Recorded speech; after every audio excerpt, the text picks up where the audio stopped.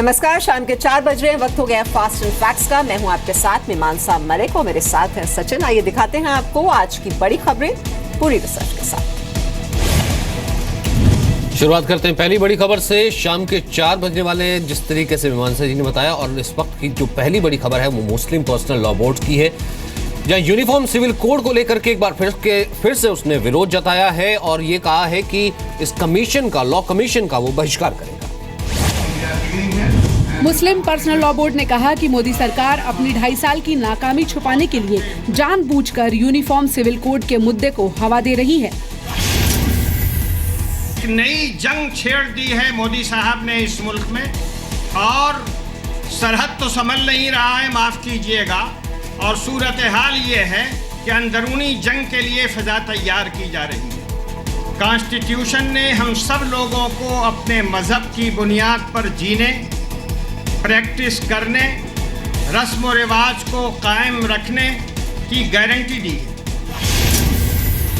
अगर मुस्लिम महिलाओं के लिए वो हमारे हमदर्दी दिखा रही है या हमदर्दी कर रही है तो अच्छी बात है। मुस्लिम पर्सनल लॉ बोर्ड का कहना है कि ट्रिपल तलाक को खत्म किया गया तो पत्नी से छुटकारा पाने के लिए उसकी हत्या की आशंका है। तलाक का मामला अदालत में जाने से महिला के चरित्र पर सवाल उठेगा। अदालत की कार्रवाई से महिला की फिर से शादी होने की उम्मीदों को चोट पहुंचेगी। शादी, तलाक और बहुविवाह प्रथा मुस्लिमों के धार्मिक सांस्कृतिक अधिकारों में शामिल है।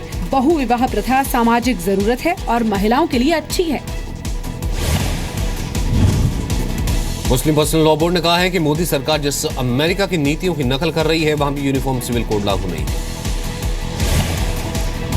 All India Muslim personal law board के बयान के बाद विपक्ष ने मोदी सरकार को घेरा है। लॉ कमीशन ने यूनिफॉर्म सिविल कोड लागू करने को लेकर जिन 16 सवालों के जरिए देश की राय मांगी है, उस पर मुस्लिम पर्सनल लॉ बोर्ड की आपत्ति के बाद राजनीतिक दलों ने प्रतिक्रियाएं दी हैं। भारत की जो सरकार है और भारत का जो कानून है, उसके तहत लॉ कमीशन अपना ओपिनियन लेगा, सबसे बातचीत करके, और वो सुप्रीम कोर्ट के अधीन रखेगा। सुप्रीम कोर्ट उस पर फाइनल निर्णय करेगा। पोलराइज कराना चाहते हैं, कम्युनल लाइन पर पोलराइजेशन इनका मकसद है। इसलिए इनकी नीयत में ही खोट है, इनकी बदनीयती है। जमीयत उलेमाए हिंद के महासचिव महमूद मदनी ने कहा कि हिंदुस्तान में यूनिफॉर्म सिविल कोड लागू किया जाना मुमकिन नहीं है। धर्मों के विरुद्ध अधर्मियों का षड्यंत्र है, इसको हम कामयाब नहीं करेंगे। इससे हमारे शरीयत के मामले से क्या मतलब है? सरकार देश चला रही है और उसको हमारे देश की जो नीतियां हैं, महिलाओं की सुरक्षा, महिलाओं की शिक्षा, महिलाओं की एजुकेशन को लेकर के है, महिलाओं के अधिकार को लेकर के है, उसको लेकर के वो आवाज उठाए। यूनिफॉर्म सिविल कोड में कौन से विषय शामिल किए जाने चाहिए? यूनिफॉर्म सिविल कोड लागू होने से लैंगिक समानता आएगी? क्या बहुविवाह प्रथा पर पाबंदी लगाई जानी चाहिए? क्या यूनिफॉर्म सिविल कोड की व्यवस्था वैकल्पिक होनी चाहिए? क्या 3 तलाक प्रथा को खत्म किया जाना चाहिए? हिंदू महिलाओं को संपत्ति अधिकार बेहतर ढंग से दिलाए जाने के लिए प्रयास किए जाने चाहिए। सभी धर्मों में तलाक के लिए एक जैसे आधार होने चाहिए। लॉ कमीशन ने 7 अक्टूबर को लोगों से राय मांगी थी। 45 दिनों तक राय दी जा सकती है। केरल बंद के दौरान आज बीजेपी कार्यकर्ताओं ने जगह जगह विरोध प्रदर्शन किया। कन्नूर में कार्यकर्ता की हत्या के विरोध में बीजेपी ने बंद बुलाया। तिरुवनंतपुरम में बीजेपी कार्यकर्ताओं ने सेक्रेटेरिएट के बाहर प्रदर्शन किया। बीजेपी हत्या की सीबीआई जांच की मांग कर रही है। बीजेपी सीपीएम पर और सीपीएम आरएसएस पर हत्या के आरोप लगा रही है। 253 से ज्यादा वहाँ राजनीतिक मर्डर हुए हैं और हमारे लोगों के मर्डर हुए हैं, क्योंकि कम्युनिस्टों की एक सोच है कि वो अपनी विचारधारा के आगे किसी दूसरे को स्वीकार नहीं करते।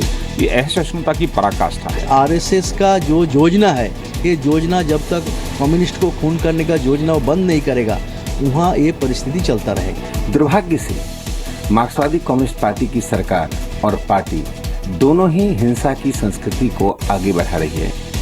केरल के सीएम पिनराई विजयन के गृहनगर कन्नूर के पिनराई गांव में कल 25 साल के बीजेपी कार्यकर्ता प्रेनित की हत्या कर दी गई थी। 2 दिन पहले कन्नूर में सीपीएम के कार्यकर्ता मोहनन की हत्या हुई थी। केरल में राजनीतिक हत्याओं का लंबा इतिहास रहा है। केरल में पिछले 3 दशकों में करीब 200 राजनीतिक हत्याएं हुई हैं। 2011 से 2016 के बीच 30 राजनीतिक कार्यकर्ताओं की हत्या हो चुकी है। केरल को सीपीएम का गढ़ माना जाता है। मई 2016 के विधानसभा चुनाव में बीजेपी पहली बार एक सीट जीतने में कामयाब रही थी। कन्नूर में 2011 से 2016 के बीच 29 लोगों की हत्या की गई थी। पिछले 10 वर्ष में कन्नूर में करीब 43 लोगों की हत्याएं हो चुकी हैं। जेएनयू में विजयदशमी पर रावण की जगह पीएम मोदी का पुतला फूके जाने पर बीजेपी ने सख्त ऐतराज जताया है।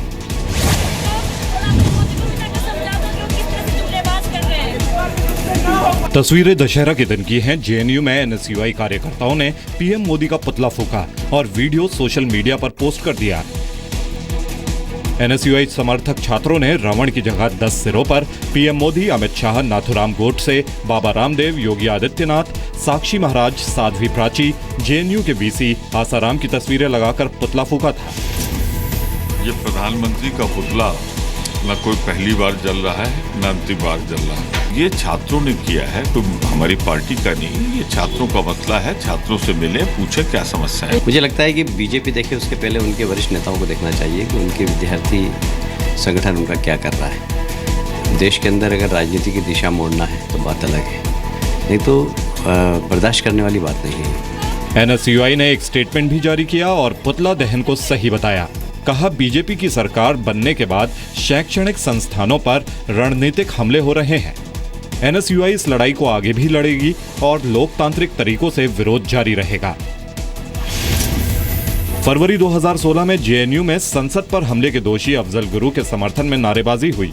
प्रदर्शनकारी छात्रों ने जेएनयू में भारत विरोधी नारेबाजी भी की। इस मामले में जेएनयू स्टूडेंट यूनियन के पूर्व अध्यक्ष कन्हैया कुमार के खिलाफ देशद्रोह का केस दर्ज किया गया था। देश विरोधी नारेबाजी केस में कन्हैया कुमार फिलहाल जमानत पर बाहर है।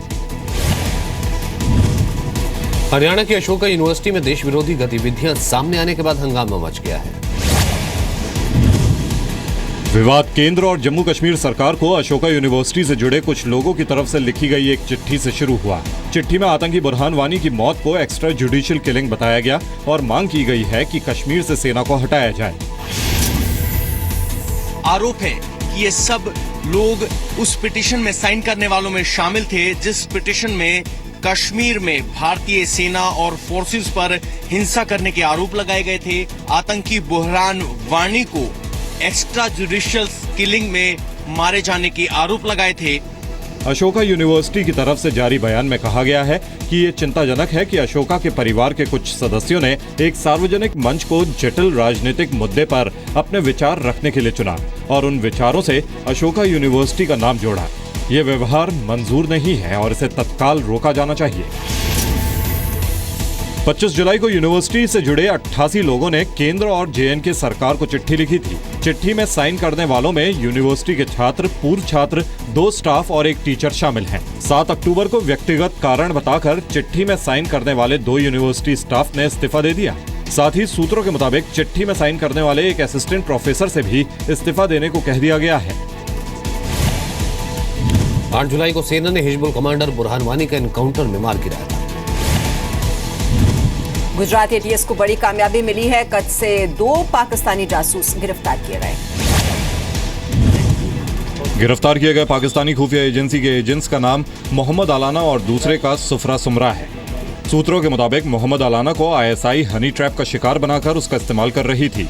आईएसआई ने 17 साल की पाकिस्तानी लड़की रजिया को हनी ट्रैप के तौर पर इस्तेमाल किया। सुमरा बीएसएफ रेजिमेंट की अंदरूनी जानकारी जुटाता था।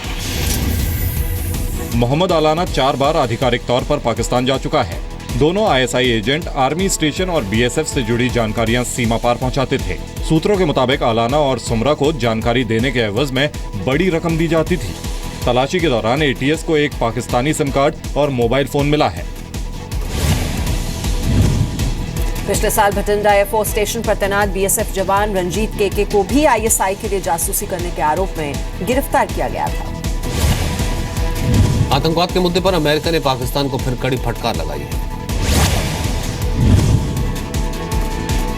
अमेरिका ने पाकिस्तान से आतंकी संगठनों पर ठोस कार्रवाई करने को कहा। साथ ही कहा कि पाकिस्तान जल्द से जल्द मुंबई हमले के दोषियों को अंजाम तक पहुंचाए। We continue to work with Pakistan and continue to urge Pakistan to take steps to shut down access to areas inside their borders that to terrorist individuals and to terrorist groups.